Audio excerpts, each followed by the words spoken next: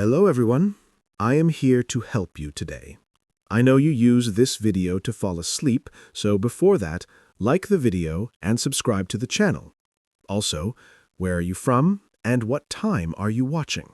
Now get comfortable and relax. It started with desperation. I was 26, living in a crumbling one-bedroom apartment above a pawn shop in Kent, Ohio. The radiators hissed like angry cats, and the windows leaked cold every time the wind blew. I'd been laid off from my full-time job as a dispatcher for a logistics company after they outsourced to some place in Arizona. It wasn't personal, it was numbers. It always is. For 4 months, I scraped by doing odd jobs. Temp work, pet sitting, selling random junk on Facebook Marketplace. I applied to at least 100 places. Grocery stores, office jobs, overnight stocking gigs. Nothing stuck. Most didn't even send a rejection, just silence. And when you're broke, that silence starts to feel like the world telling you that you don't matter anymore. One night in early November, I sat at my cracked kitchen table, laptop glowing blue in the otherwise dark room, Googling ways to make extra money fast. I landed on a forum where people shared their side hustles. One user, broke in Boston, swore by secret shopping, said it was easy money and almost fun. I clicked the link he posted. It took me to a Craigslist ad. Seeking mystery shoppers in Ohio. Flexible hours, must have access to email and transportation. Payouts $35 to $50 per shop. No upfront cost, immediate openings. It sounded scammy, but I was out of options. I emailed. Within the hour, I got a reply from someone named Denise Weston using a Gmail account. She sounded legit, used corporate-sounding language, attached a basic-looking PDF with instructions, and included a form for my contact info, PayPal email, and availability. I filled it out and hit send. The next morning, she emailed my first assignment. Evaluate an employee at Mayfair Market, a local grocery store chain I was already familiar with. This location was about 15 minutes away in a quieter suburb. The instructions were straightforward. Enter between 6 and 8 p.m., observe the employee working in aisle 4, canned goods. Ask for help locating canned tuna, and then complete the customer interaction checklist. She emphasized, you must remain anonymous. Do not reveal you are a secret shopper. Submit report within 2 hours for payment. Honestly, it seemed doable. I had been on the other side of this before. I worked retail in high school. We all whispered about secret shoppers like they were urban legends, employees competing over who had the best greeting plus eye contact routine.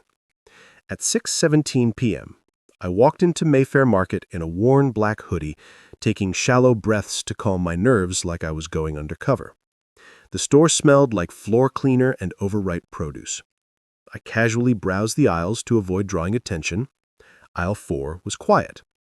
The lone employee was a young guy, maybe 24 or 25, lean with light brown hair and hollow cheeks. His red vest said Miles in faded embroidery. He was shelving cans silently with that dead-eyed stare I remembered from my own late shift days. I paused by the end cap, pretending to read a coupon, then walked up to him. "Hey, sorry to bug you. Could you help me find the canned tuna?" He didn't look up. "Middle of the aisle, left side," he said flatly, still stalking. No eye contact, no greeting, no offer to show me, just a vague hand gesture. "Okay, thanks," I said, and lingered, hoping he might recover the score by saying something parting. He didn't. I finally added, "Have a good night," just to close it. He glanced up then, his eyes dull and a little bloodshot. "You too," he muttered, then stared. I wrote Miles on my phone notes and turned to leave. But as I moved down the next aisle, I got that feeling. The kind you get when you're walking alone at night and someone's behind you. I glanced back. He was watching me from the edge of the aisle. I kept moving.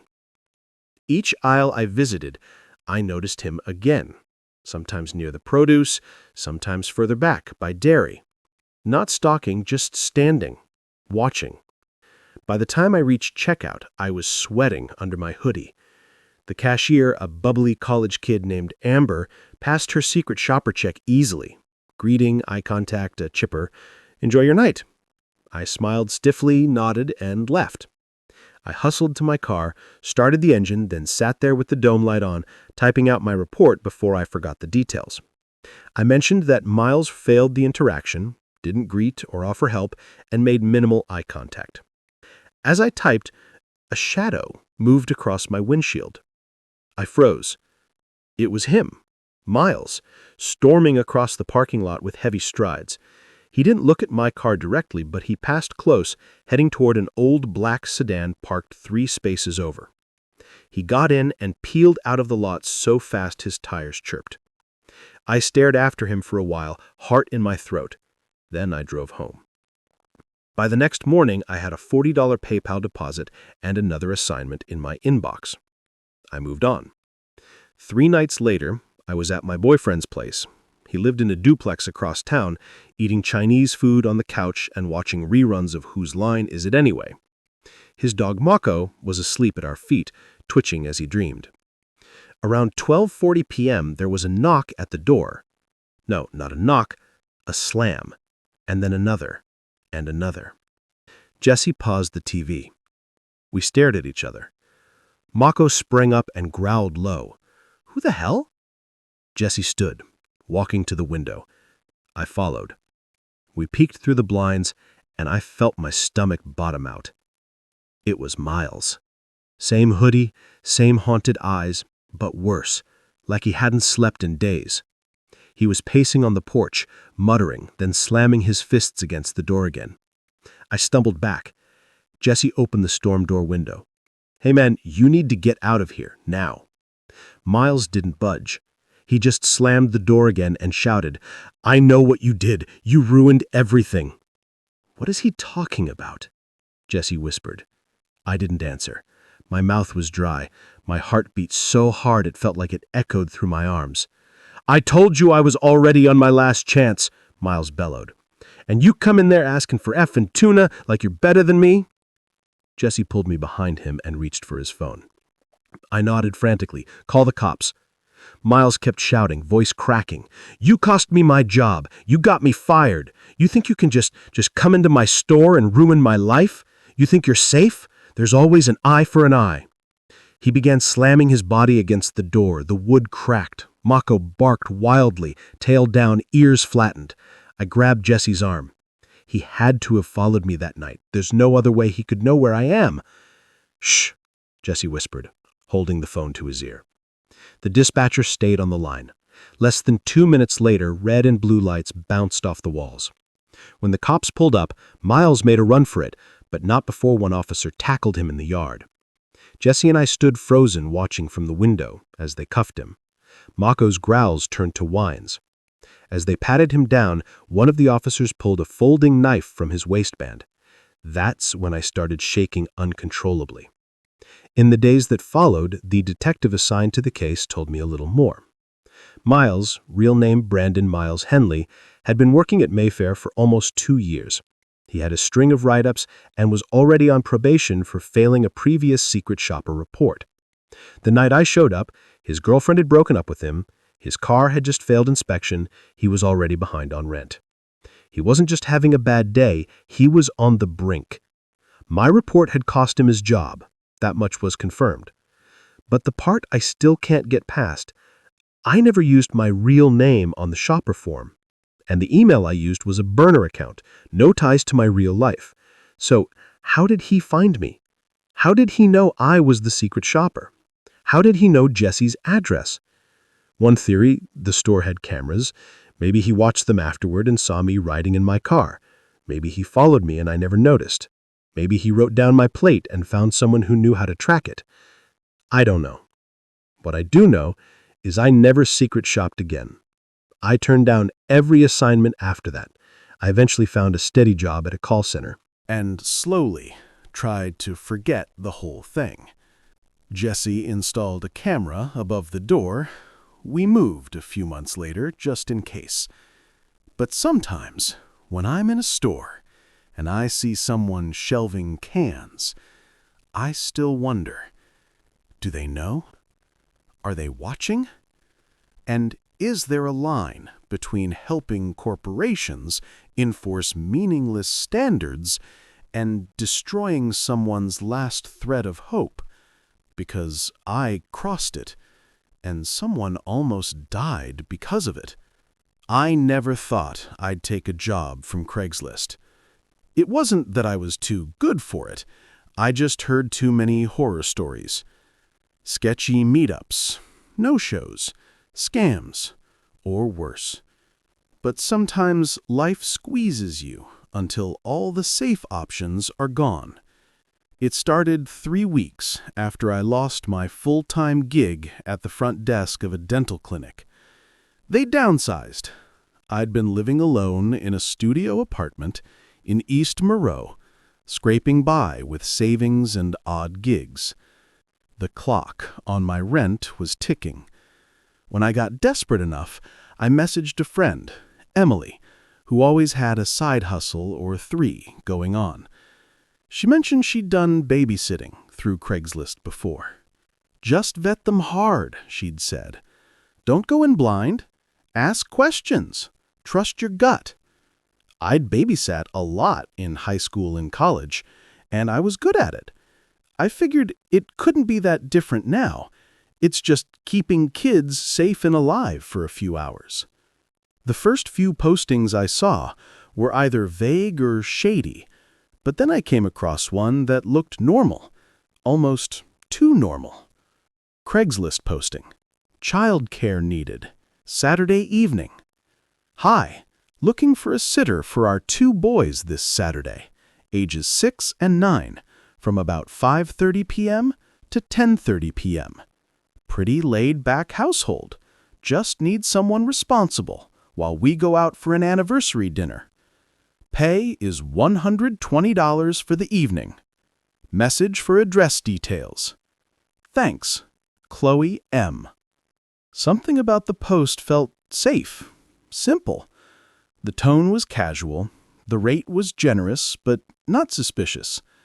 I replied. Chloe messaged me back an hour later with the address and a brief note. Thanks so much for replying. My husband and I will leave just after 5:30 p.m. Boys are Isaac and Dylan. Super easy. They've got dinner already.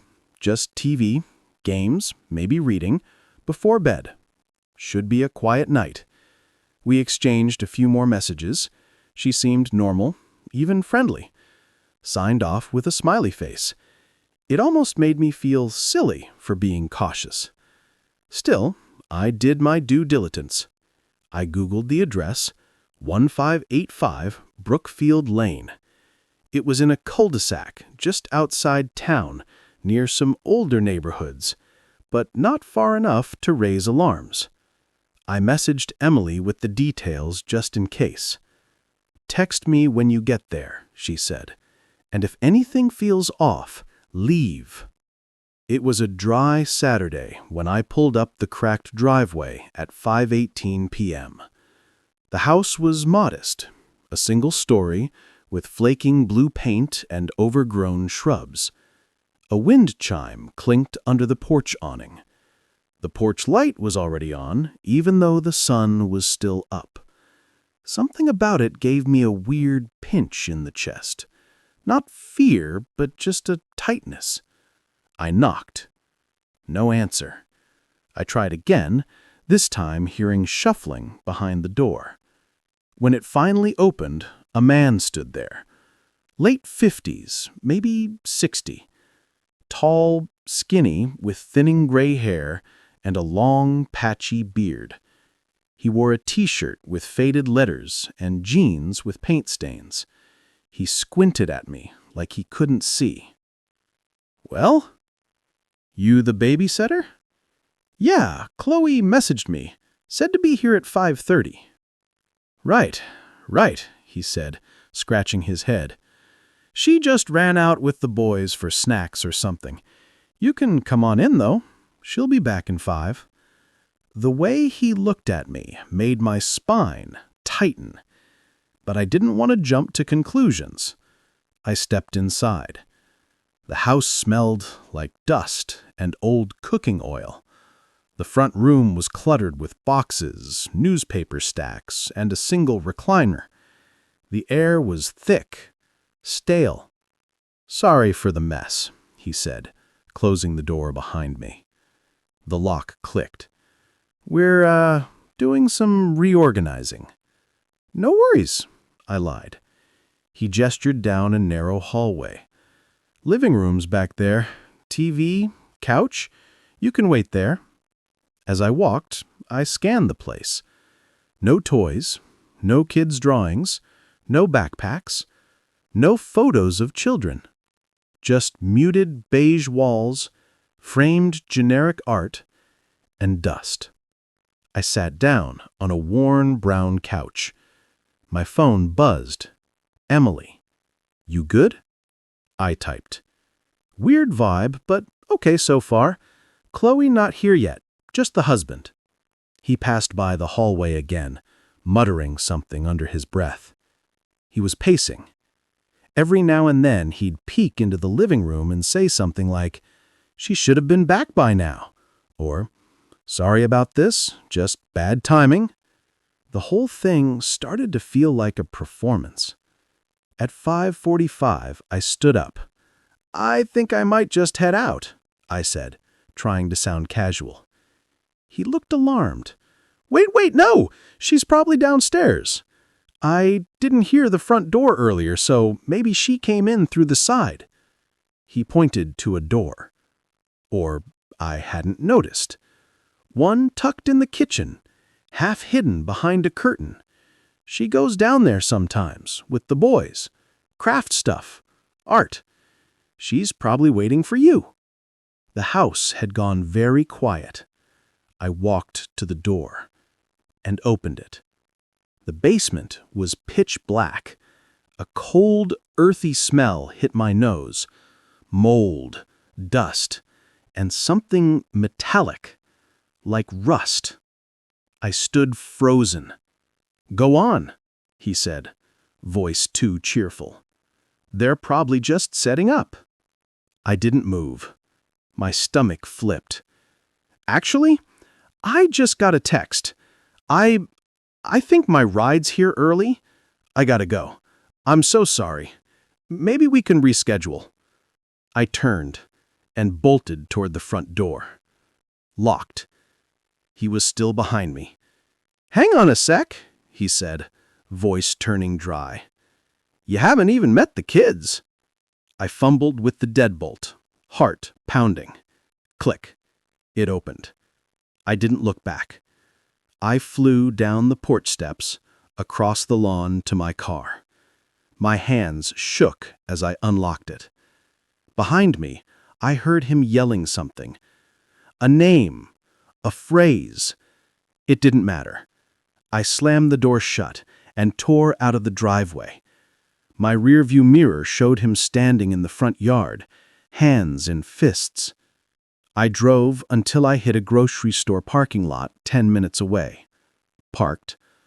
Cried. Called Emily. She picked up on the first ring. "What happened?" I told her everything. "Call the cops," she said. "Now." The dispatcher sounded calm as I described the house, the man, the fake babysitting setup. She asked for the address and thanked me for reporting it. An officer called me 2 hours later for a follow-up.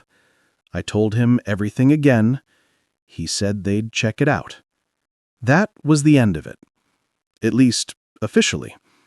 2 weeks passed. I tried not to think about it. Got a temporary job at a pet supply store. Threw myself into normal routines. Then one evening, my phone buzzed. Unknown number.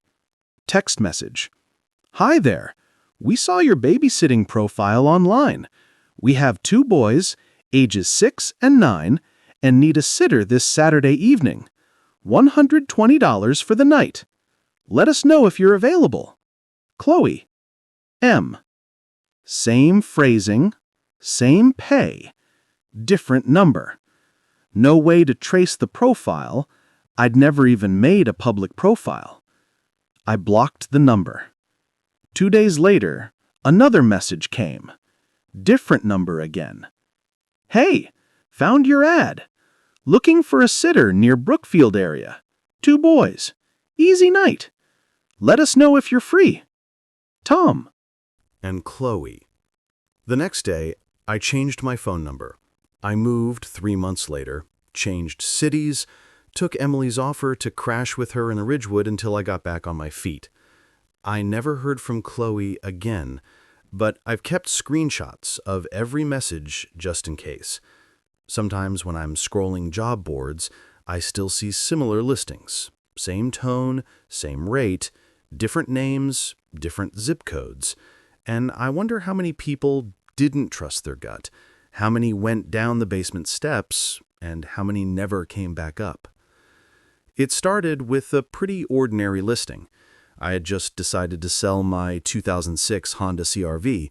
It wasn't a luxury ride or anything, but it was reliable, clean title, no major mechanical issues, and still had decent life left even with the 200,000 miles on it. The paint was a little faded on the hood, and the AC sometimes made a weird rattling noise when it kicked on, but nothing major. I'd taken care of it for years. Oil changes, tire rotations, brake pads, always on schedule.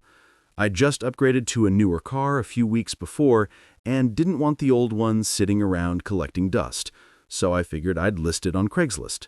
That's where I'd bought it years ago, and I'd had mostly good experiences using the site before. People always say it's sketchy, but if you're cautious, it's fine. Or so I thought. I took about 10 pictures, interior, exterior, odometer, even under the hood. Then I wrote up a simple but honest ad. I priced it reasonably at $2,800. Nothing suspicious, nothing too cheap, just fair. The ad went up on a Thursday afternoon. Crickets for the rest of the day. But the next morning, around 10:30 a.m., I got a text from an unknown number. Hey, saw your ad for the CR-V. My name's Toonie. I've been looking for one of these. Still available? I replied, Yep, still have it. Want to come take a look? He responded almost immediately, Yes, I can come by tomorrow night after work around 8:30 or 9. That okay? I paused for a second. It wasn't unusual for people to come late, especially if they worked odd shifts.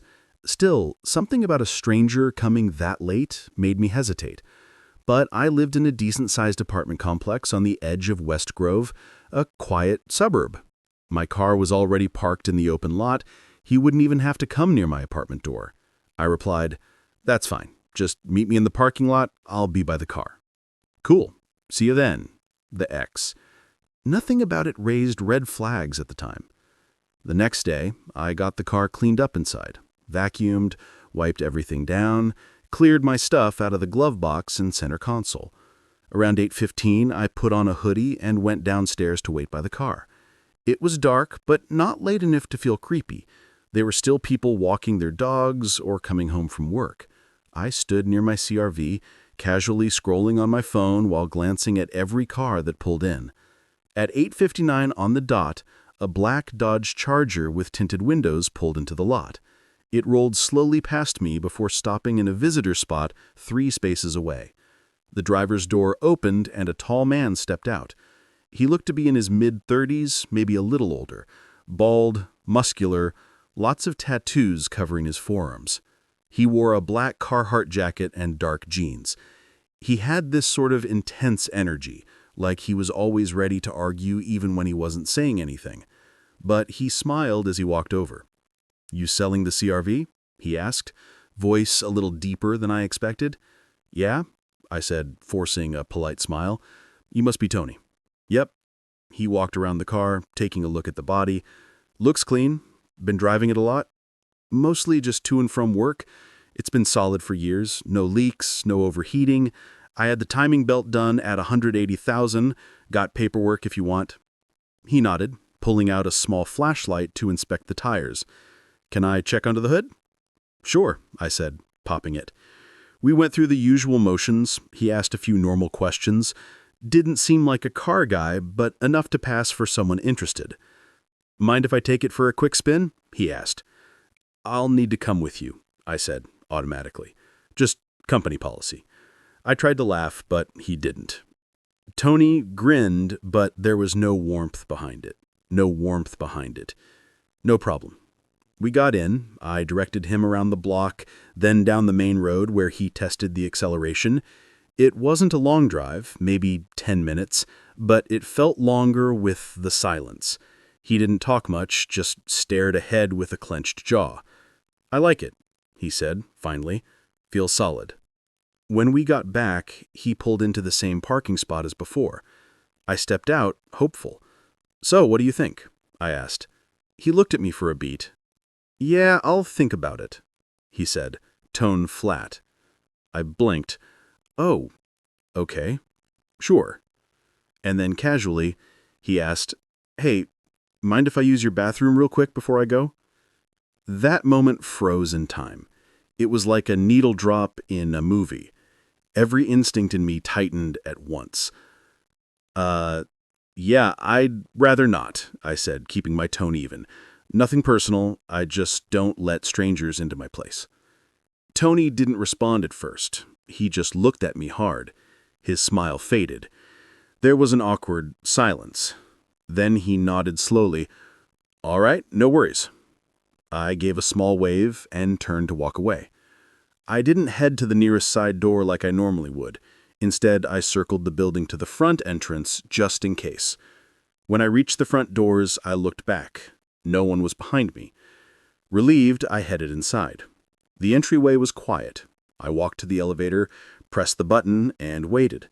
When the doors opened, I stepped in, hit 3, and leaned back against the wall. It took less than 30 seconds to reach my floor. When I stepped out, I turned left toward my apartment and stopped. At the far end of the hallway, the door to the stairwell opened. Tony stepped through. At first, I thought, hoped, it was just someone who looked like him, but I knew it wasn't. It was him. Same jacket, same walk, same unreadable stare. My blood went ice cold. I didn't say anything. I just turned around and walked fast, in the opposite direction. I tried not to run, but then I heard it. Footsteps, fast ones, heavy, behind me. I did run then, full sprint to the other end of the hallway. I didn't even think. I shoved open the stairwell door and bolted down the stairs, heart hammering against my chest. I could hear him behind me, closer than I wanted, down 2 flights, then into the underground garage. The echo of our footsteps rang through the concrete. My breath burned. I didn't head to my car. I didn't know if I had time to unlock it. Instead, I ran to the next stairwell, slammed the door behind me, and bounded up to the ground floor. When I burst through the exit door on the side of the building, cold air hit my face. I ran across the lot to my CRV. Hand shaking, I unlocked it, jumped in, locked the doors, and turned the key. The engine started. I peeled out of the lot and called 911. The dispatcher kept me on the line as I circled the nearby blocks. I explained what happened, described Tony, his car, everything. 5 minutes later, I saw flashing lights back at the complex. Turned slowly and parked on the street. Tony's Charger was still there. Officers found him trying to force open the patio door of a first-floor apartment. He had no tools, no friends, no money on him, no actual interest in buying a car. That night, I realized how close I'd come to letting something terrible happen. He hadn't planned to buy anything. That car ad was just bait.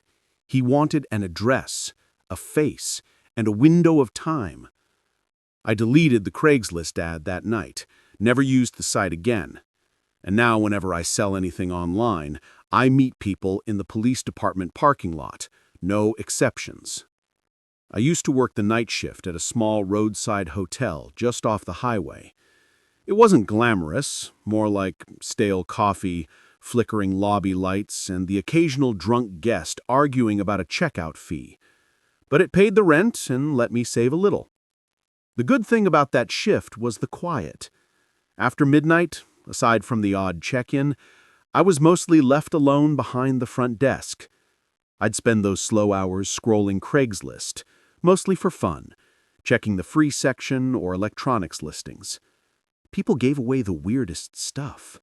Broken treadmills, entire dining sets, baby clothes, even working TVs from folks moving cross-country in a rush. At the time, my TV had just died, a hand-me-down Toshiba that finally gave up after years of abuse. Watching Netflix on my laptop was starting to get old. I wasn't looking for anything fancy, just something that worked. One night, around 2 a.m., halfway through a gas station sandwich and a lukewarm cup of coffee, I came across a listing. 50-inch LG flat screen, lightly used. The photos weren't generic. This wasn't some sketchy reseller. The TV was sitting on a cheap stand in a dim, cluttered living room. A couple of moving boxes were stacked nearby. It looked legit, like someone genuinely getting rid of stuff. $120 wasn't suspiciously cheap, just cheap enough for someone trying to get rid of it quickly. The ad had only been up for 28 minutes.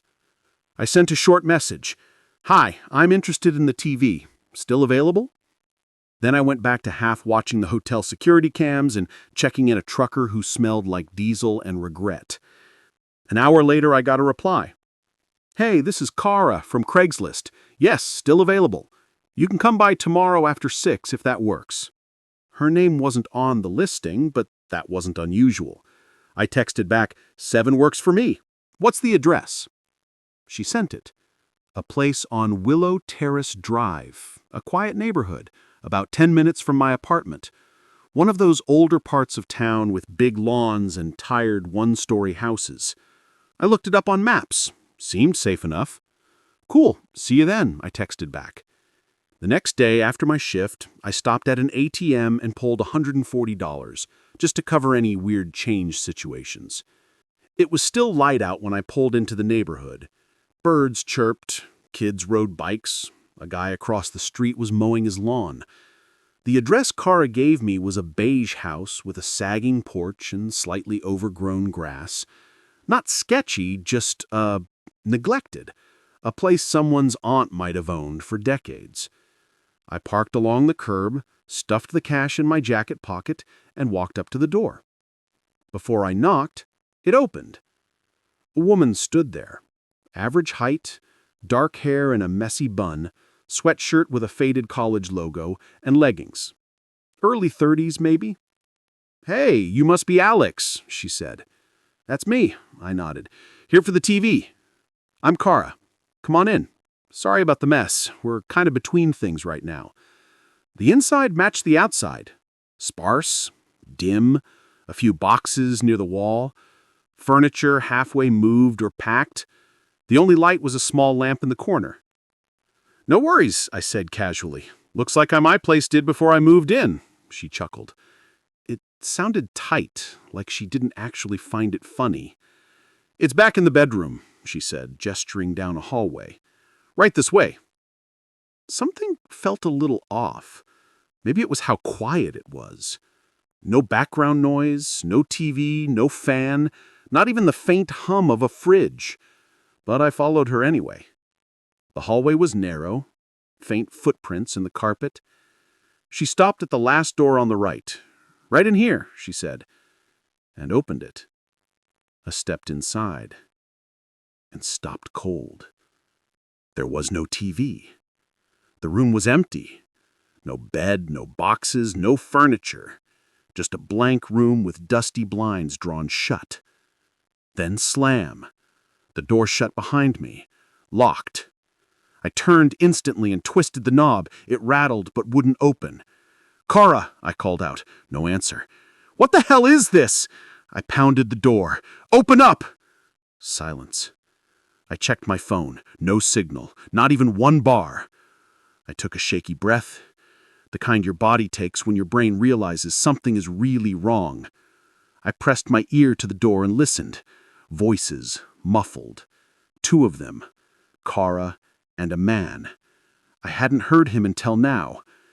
"Let me out!" I yelled. "I'm calling the cops!" No reply. I crossed to the window, tried the latch. It was brittle, locked tight, barely moved. Okay. Panic was starting to bubble up. I paced, looked around for something, anything I could use, but the room was bare. I went back to the door and pounded harder, shouted louder. Still nothing. Then I had an idea. I opened my phone, found the alarm app, cranked the volume, and hit the loudest siren it had. I tossed the phone into the far corner and pressed my back against the wall beside the door. Waited.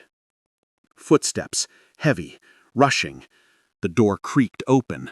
A man stepped in, tall, stocky, wearing a black hoodie and scuffed jeans. His eyes went straight to the phone, clearly trying to shut off the noise. That was my window. I lunged, slammed into him with everything I had. His shoulder clipped mine, but I was through before he could grab me. The hallway was a blur. Kara stepped out from the living room, eyes wide. She reached for me. I ducked, nearly slipping over a box. I didn't stop. Out the door, across the porch, keys already in my hand. I hit unlock as I ran, yanked open the car door, threw myself in, slammed it shut, locked it, and started the engine. They were on the porch by then. I didn't look back. I peeled out, tires screeching, didn't stop until I hit a gas station 3 blocks away. I ran inside and told the cashier, "Call the cops, please. Someone just tried to trap me." The police took my statement. I gave them Kara's number, the address, the ad info. When they drove me back to the house, empty, lights off, curtains drawn, no sign of anyone, a neighbor poked their head out and told the cops the house was supposed to be vacant. The owner was out of town on a business trip. They'd been gone all week. Nobody's supposed to be in there. Craigslist ad deleted. Kara's number disconnected. My phone somewhere in that house was gone too. The officer told me it wasn't the first time they'd seen setups like that. People lure you in with a sale. Sometimes it's a robbery. Sometimes it's worse. They never caught Kara or the guy. I bought a used TV from a pawn shop the next week, and I never used Craigslist again. I wasn't even looking for a car at first. My son Jake had been pestering me About getting his license and wanted something reliable to drive to his classes and part-time job. At first, I brushed it off, but after weeks of him showing me listings, test scores, and practically begging me to take a trip to the DMV, I gave in. He was turning 18 in a few weeks, and I figured it'd be the perfect surprise. He had no idea I was planning anything. I didn't have a huge budget, though. After some searching on all the usual sites, AutoTrader, Facebook Marketplace, Cars.com, I started to get frustrated. Everything decent was either too expensive or sold within hours. The only place I hadn't checked was Craigslist, which I'd mostly avoided because of all the horror stories. But out of desperation, I gave it a shot. To my surprise, I stumbled on a listing that almost seemed too good to be true. A 2004 Honda Accord. Silver, clean interior, 68,000 miles, no accidents, and all for $3,500. The photos looked genuine. The car didn't have that overly polished, dealer touched-up look. It was sitting in an unpaved driveway surrounded by trees with a slightly dusty finish. It looked real, like something a regular person would sell. The seller's name was Rick. He lived in a small town called Red Hill, about 20 minutes from me. I called him that evening. He sounded older, maybe late 50s, with a calm and polite tone. Said he was selling the car because his daughter had moved to another state and left it behind. Runs like a dream, he told me. I just had the brakes and battery replaced. No surprises. We agreed to meet the next afternoon. I told Jake I had errands to run and headed out with the cash tucked inside my jacket pocket. It was a cloudy Thursday, the sky threatening rain, and I remember how quiet the drive felt once I turned off the highway and onto a series of narrow, tree-lined roads. Red Hill was barely a dot on the map. His address led me to a long gravel driveway that wound uphill through thick brush and old oak trees. At the top sat a small single-story house with chipped paint and a sagging front porch. There was no Honda in sight, just a rusted green pickup with mismatched tires parked under a carport. But the house number matched the listing. I parked on the shoulder and walked up. The gravel crunched under my boots, and I noticed the silence. No birds, no wind, just the faint hum of my engine cooling down behind me. The front door had a knocker, shaped like a lion's head, but no doorbell. I knocked once, then twice. No answer. I waited. 5 minutes went by. I knocked again, louder. Still nothing. I tried calling Rick's number, and that's when I heard the ringtone, faint and tinny, coming from inside the house. That was when something started to feel wrong. I walked over to the window beside the porch, cupping my hands to the glass. Inside, it was dark. The curtains were pulled halfway, but I could make out part of the living room. There were stacks of newspapers, old furniture covered in sheets, and what looked like a stuffed animal propped up in an armchair. Except it wasn't an animal. At first, I thought it was some kind of mannequin. It was wearing a hoodie, slouched over in the chair with pale skin and glassy eyes that didn't look like plastic. I stepped back, heart starting to pound. I tried telling myself I was being paranoid. Maybe it was just a weird sculpture or a doll, but something told me not to go any closer. I walked around to the side of the house where a garage door stood half open.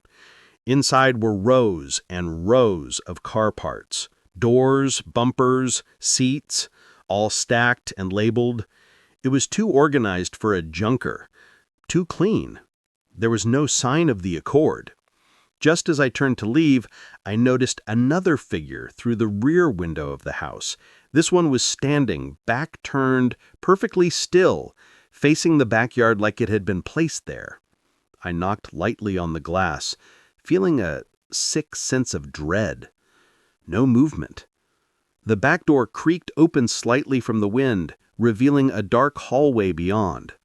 I could hear the ringtone again, faintly, same tune echoing from deeper inside the house. Then it stopped. I took a step back. The window blinds that I had just looked through snapped shut fast. Someone had been standing there, watching me.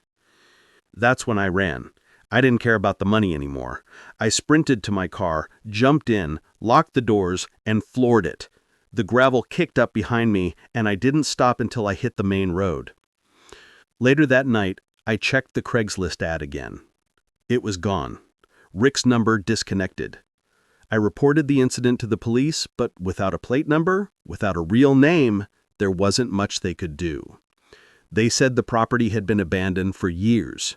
The man I spoke to, whoever he was, had been using a burner phone. Jake never found out what happened. I ended up getting him a certified used Civic from a dealership. He was thrilled. But every so often, when I'm driving alone at night, I think about that pale figure in the chair, the stillness of it, the perfectly clean parts in the garage, the phone ringing inside an empty house. And I wonder how many other people answered Rick's ad. I didn't stop driving until I hit the main road. My chest was tight and my hands were shaking against the steering wheel. I kept checking the rearview mirror, half expecting that old pickup to come roaring down the road behind me. It never did. When I got home, I locked all the doors and sat in my car for a while, just staring at my phone. I opened Craigslist again to see if the post was still up. It was gone. Completely scrubbed. No Rick, no Camry, nothing. I tried calling the number again, disconnected. That night, I barely slept. I kept seeing the back of that figure in my mind, standing silently staring out the door. The more I thought about it, the less certain I became that it was taxidermy. It hadn't moved, sure, but there was something too perfect about it, too posed, like whoever had arranged it wanted it to look lifelike. The next morning, I filed a police report. I didn't embellish, just told them I responded to a Craigslist car ad, drove to the house, and found something deeply disturbing. I left out the part about thinking the person might have been stuffed like a trophy. They'd never take that seriously. To my surprise, the officer I spoke to didn't look at me like I was crazy. "You said the ad's gone," he asked, typing slowly. "Yeah, it disappeared right after I left." He paused for a second. "You'd be surprised how often we hear about stuff like this. Craigslist lures, fake sales, and sometimes worse." "Worse?" I asked. He didn't answer. A week later, I got a voicemail from a detective. They had gone out to the property. The house was abandoned. No one had lived there for at least the year. The neighbors didn't know a Rick, and there were no vehicles registered to the address. The pickup truck was gone by the time police arrived. But they found something else. In the basement, behind a false wall, there were photos. Lots of them, printed from an old-school camera. Dozens of people, mid-conversation, sitting in their cars, smiling at the front door. A few looked scared. One photo showed a man walking around the back of the house, just like I had. They told me one of the photos was of me. They never caught whoever had been staying there. They think he squatted in foreclosed homes, used untraceable numbers and burner ads to lure people in, maybe not even to kill them, just to scare, control, or worse. Nobody knows what happened to the others in the photos. I deleted Craigslist that night, and I haven't tried to buy a used car since. Sometimes I wonder what would have happened if I'd knocked one more time, or walked further into that backyard, or lingered just a few minutes longer. But I didn't, and maybe that's the only reason I'm still alive to tell this story. I never thought a second-hand hockey net could put my son's life in danger, but it did. And even though this happened more than 20 years ago, there are nights I still dream about that truck stop, the lights, and the sound of his scream. Let me back up. It was 2002. I lived in a quiet suburb called Brookville, Illinois, a place where people left their doors unlocked and neighbors still brought over casseroles. My wife, Denise, worked nights at the hospital as an RN, and I worked from home fixing up and flipping used cars in our garage. Not exactly glamorous, but it paid the bills. Our son, Ryan, was 11, obsessed with hockey, like most Midwestern kids his age. He idolized Jeremy Roenick and had a slap shot that nearly broke our fence. We couldn't afford to enroll him in a travel league, but we did everything we could to keep the dream alive. He'd rig up goals made of trash cans or tree branches, but it wasn't the same. That winter, he begged me for a real net, not one of those toy ones. He wanted a full-size regulation goal. We checked local stores, but everything was too expensive, even secondhand. That's when I remembered Craigslist. Now, if you were around back then, you know Craigslist wasn't what it is today. It was basically a digital garage sale. No flashy graphics, no ads, just a plain, ugly site full of listings. But if you were lucky and fast, you could score big. I once got a snowblower for free. Still works. So one night I found it. Regulation hockey goal. Slightly used, $50. Comes with puck and 2 sticks. Must pick up. Call for details. No images, just a short sentence and a phone number. I stared at the listing for a bit. My gut told me something was off. But when you're a dad watching your kid's eyes light up at the idea of something he's been dreaming of, you push the doubt down.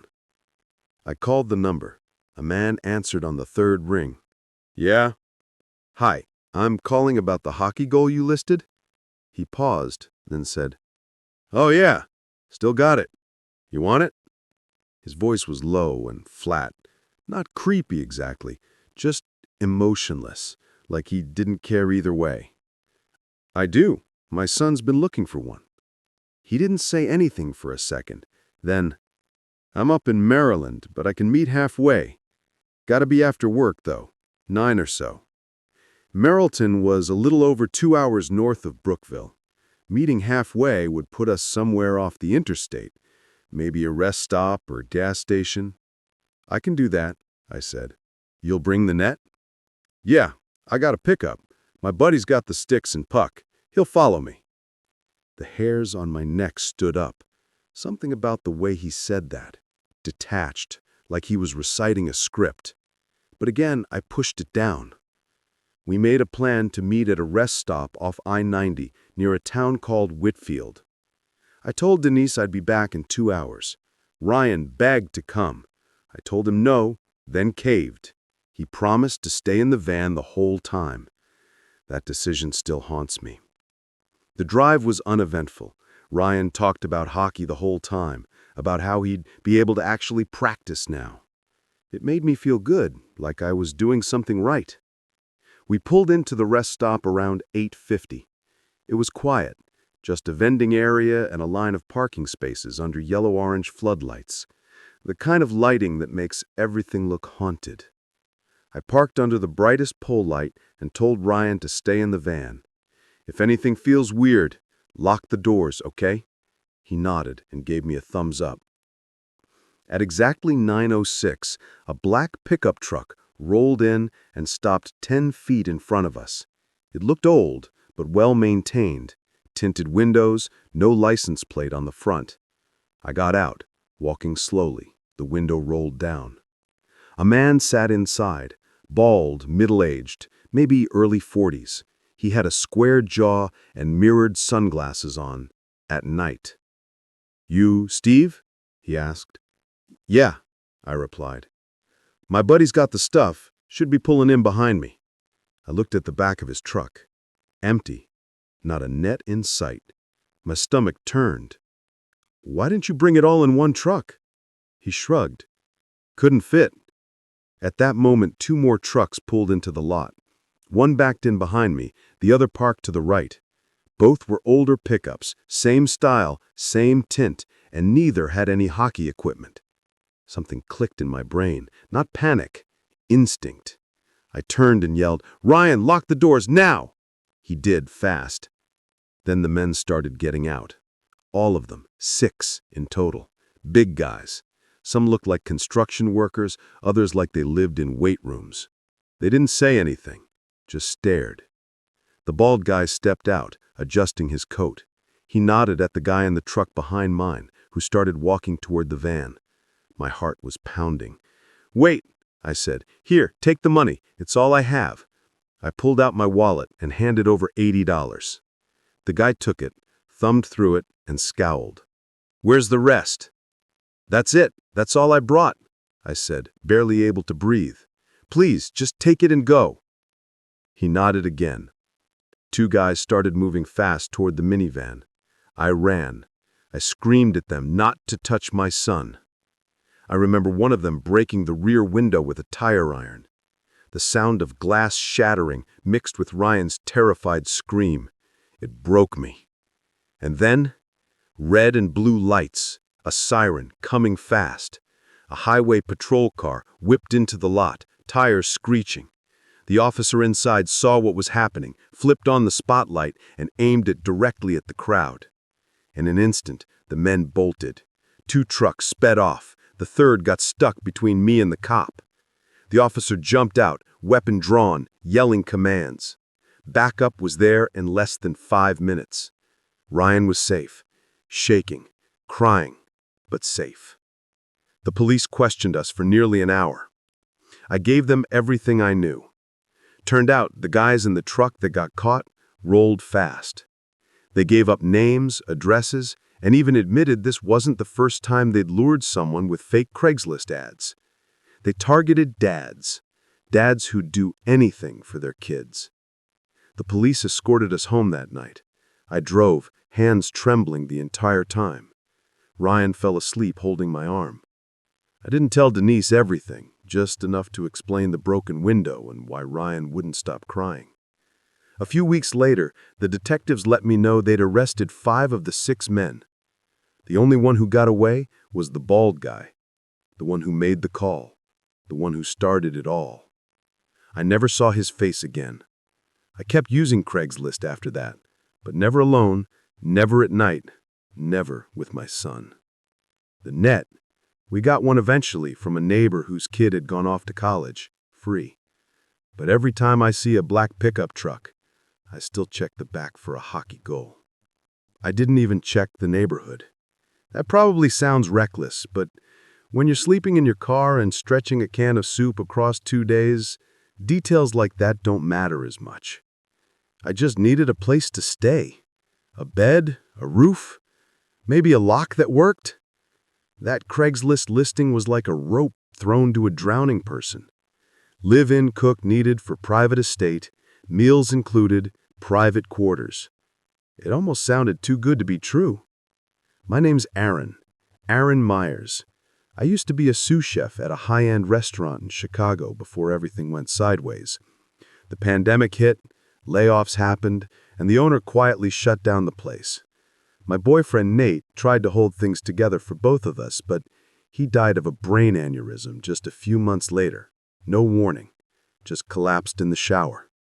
After that, everything fell apart fast. Apartment gone, savings drained, and me driving from shelter to shelter trying to land something, anything. So when I saw that listing, I didn't hesitate. The estate was outside a small town in northern Wisconsin, way off the main highway. Just getting there meant taking a gravel road that wound through dense pine forests. My beat-up Honda wheezed its way up the long driveway, where a massive iron gate opened slowly as if it had been watching me. Past the gate, the house came into view. An old colonial-style mansion with tall columns, large shuttered windows, and an eerie stillness.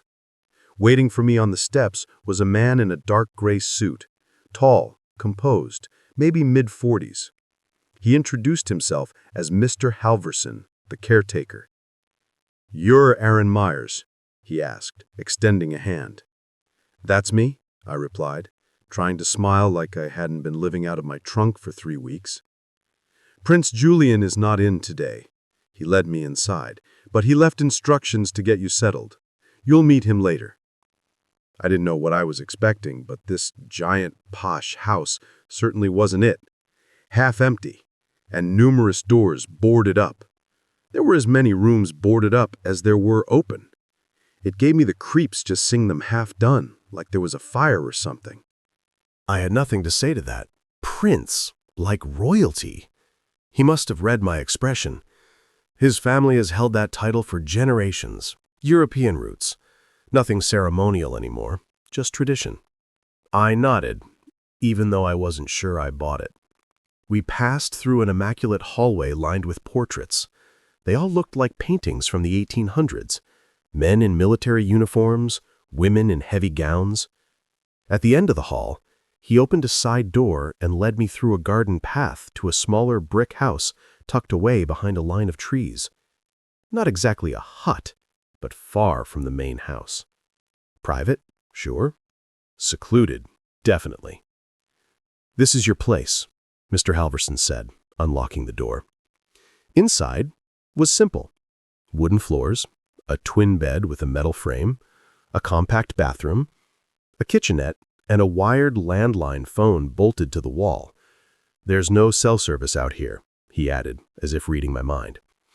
"If the prince or I need you, we'll call this phone." I nodded. Understood. He paused, hand still on the doorknob. "One thing, don't be alarmed by noises at night. This area can echo." It struck me as odd, but I just smiled and thanked him. After he left, I dropped my duffel bag and sat on the bed, exhaling for what felt like the first time in days. I was alone, but I had a roof, a door, a bed. I could breathe again. Or so I thought. That first night was rough. Not because of the bed or the silence, but because I couldn't shake the feeling that something was just outside the window. Taps, soft ones, started around 2 a.m. I pulled the curtain back fast, hoping to catch a raccoon or some critter. Nothing, just the trees swaying gently. At 3:11 a.m., I heard what I could only describe as whimpering. Not animal-like, human, muffled, almost sorrowful. I barely slept. And when I showed up in the main kitchen at 7 a.m., I looked it. "You all right?" asked an older woman who introduced herself as Margaret, the prince's mother. "Didn't sleep well," I admitted. "Probably just nerves. New place." She gave a kind nod. "That little house hasn't been lived in for some time. It can be unsettling, but it gets better." I cooked breakfast. Eggs, toast, some hand-cut potatoes. The prince didn't show. I was told he often kept odd hours. By afternoon, I felt more stable, that they had sunlight, and I figured last night was just my exhausted mind playing tricks. After dinner service, I returned to my quarters. I washed up, climbed into bed, and that's when it started again. Taps, more persistent this time than the whimpering, low like someone in pain. I sat up, my heart pounding. This wasn't just an echo. I got up, turned on the light, and searched in every corner. Nothing. But when I pressed my ear to the floor, I heard it clearly. It was coming from beneath the floorboards. The next morning, I cornered Mr. Halverson. "Can I ask what happened to the last cook?" He looked caught off guard. "Why do you ask?" "Just curious." I lied. He hesitated. "Her name was Dana. She came 6 months ago, stayed in that same house, said she liked the solitude, but after 3 weeks she vanished." Vanished? No signs of struggle? Her belongings were still there? We assumed she left in the night. Her husband came by looking for her, but she was gone. Police were called, but there was nothing conclusive. My stomach turned. "You just, left it at that?" He nodded grimly. "We searched, I assure you, but nothing turned up. It was like she disappeared into thin air." That night, the sounds grew unbearable.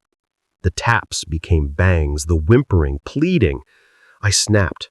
I tore the rug off the floor, searching for any loose boards. I found 3 near the bed, slightly uneven. My hands trembled as I pried one up. Beneath was cloth, white, stained. I pulled it back and the smell hit me first. Then her face, mummified, contorted in fear. I screamed so loud I lost my voice. The police arrived after Halverson called them. The body was exhumed. It was Dana. An autopsy revealed she'd been strangled. Her husband, who claimed to be looking for her, had stated one night, long enough to kill her and bury her beneath the floor. He used the mannequin in her clothes to fool the security cameras, walked out like nothing happened. They arrested him in Milwaukee. He confessed, claimed she was planning to leave him. I resigned that same day. I drove back to Chicago, parked outside the old restaurant, and cried for an hour. My old life, as painful as it had become, suddenly felt safer than any fresh start. Some doors, especially the ones wide open when you're desperate, should never be walked through. I used to sleep through most of the daylight hours, not because I was lazy or depressed, but because I worked nights, 12-hour shifts at a security job in a business park just outside of Birmingham. Monotonous work, mostly staring at cameras and doing patrols every few hours, but it paid well and kept me afloat. When you live like that, your phone becomes your alarm clock, your calendar, and your only link to the outside world. So when I woke up one afternoon to find over a dozen missed calls and a flood of text messages from my landlord, my stomach dropped. "Call me, emergency, water leak downstairs. We had to shut your water off." I groaned, rolled out of bed, and called him. He didn't waste time sugarcoating it. Apparently, there was a leak in the ceiling of the flat below me, and all signs were pointing to it coming from my bathroom. Since I hadn't answered my phone all day, the water to my unit had been shut off hours ago. No water meant no coffee, no shower, and definitely no flushing the toilet. I asked if they were sending someone to fix it, and he said, "It's your flat, your responsibility. Just send me the invoice, and I'll reimburse you." Right.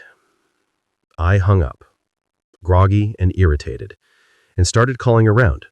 Plumbers I'd found online, people recommended on local Facebook groups, emergency numbers. Everyone was either booked, not answering, or charging ridiculous emergency call-out fees. I was close to getting up when I messaged my friend Amy. She offered to let me crash at her place if things didn't get sorted, and then she said, "Why don't you try Craigslist? Sometimes you'll find guys there who will take quick gigs." I scoffed. Craigslist always seemed shady to me, like a digital Wild West, but I was desperate. And after scrolling through the household services section, I saw it. 38-year-old handyman. Skilled, affordable, fast response. Can do plumbing, electrical, light repairs, text or call. The ad was simple, straight to the point. No company name, just a mobile number. I hesitated, then texted him. He called me back 5 minutes later, introduced himself as Marcus. I explained the situation, and to my surprise, he said, "Yeah, no problem. I can be there in about an hour. Shouldn't take long." He sounded friendly enough, almost chipper. Said it sounded like an easy job. Probably just a loose seal or cracked pipe under the floor. I didn't know any better, so I believed him. True to his word, about an hour later, he texted. Outside. I realized I hadn't told him which flat was mine, so I buzzed him in and waited at the door. When I opened it, he looked normal. Jeans, a navy hoodie, tool bag in hand, short buzzed hair, bit of stubble. Didn't smile much, but didn't look suspicious either. "Bathroom's down the hall," I told him, and he nodded, walking in without hesitation. As he headed to the bathroom, I went back to the kitchen. I was too tired to be a good host. I poured myself some orange juice, hoping the sugar would wake me up a bit. Then he called out, "Hey, can you take a look at this? Something looks weird." I shuffled over and leaned into the doorway. That's the last thing I remember clearly. The next moment, everything was white light and muffled voices. Someone was saying my name over and over. A woman's voice. "Stay with us, Tom. You're okay. Don't move." I opened my eyes and blinked against the harsh light. It was a flashlight being shown in my eyes by a paramedic. My head throbbed. My mouth was dry. I tried to sit up, but hands held me down gently. "You've had a head injury. Try not to move. We're taking you to the hospital." My heart was pounding now. I turned my head and saw Amy standing nearby, crying. She had come to check on me when I didn't respond to her messages. Thank God she had a spare key. "He's okay, right? He's gonna be okay?" she asked. I saw her face, pure fear, and something inside me just gave way. I started shaking. They wheeled me out of the flat, and I heard one of the EMTs say something about potential concussion and how lucky I was. If Amy hadn't come by, I could have bled out slowly. At the hospital, they ran tests, kept me awake, and had me describe everything I remembered, which wasn't much. It wasn't until a detective came to talk to me that I found out the rest. TV gone, laptop, my cash, my jewelry, everything valuable gone. My bedroom had been tossed. He hadn't touched the bathroom. Not a single tile was out of place. "We've had a few of these lately," the officer told me. Craigslist handyman comes in with some story, knocks the person out, takes the valuables. No fingerprints, always a different number. They hadn't caught him. They weren't even sure if it was the same guy in all the cases, just the same MO. I didn't have renter's insurance. I got a scar on my cheekbone from where I hit the floor. But that wasn't the worst part. The worst part came after. I didn't leave the flat for weeks. I ignored calls, let food rot. I started keeping a kitchen knife beside my bed. I bought a camera for the door and stared at it for hours some days, just waiting. Even now, years later, I flinch when someone knocks unexpectedly. I jump when I hear footsteps in the hallway. I stopped trusting people. I couldn't date, couldn't have people over. Amy tried to help. She really did. But she moved away for work eventually, and after that, I was just alone. The scars healed mostly. I let my beard grow to cover it, but some things you can't cover. The quiet panic when you hear a noise at night, the instinct to lock every door twice, the guilt of trusting the wrong person. So yeah, Craigslist taught me a lesson, one I'll never forget. The scars healed mostly. I let my beard grow to cover it, but some things you can't cover. The quiet panic when you hear a noise at night, the instinct to lock every door twice, the guilt of trusting the wrong person. So yeah, Craigslist taught me a lesson, one I'll never forget. The scar is still there under it all. But last week, I finally put the knife back in the drawer. Not because I feel safe, but because I want to. That has to be enough for now.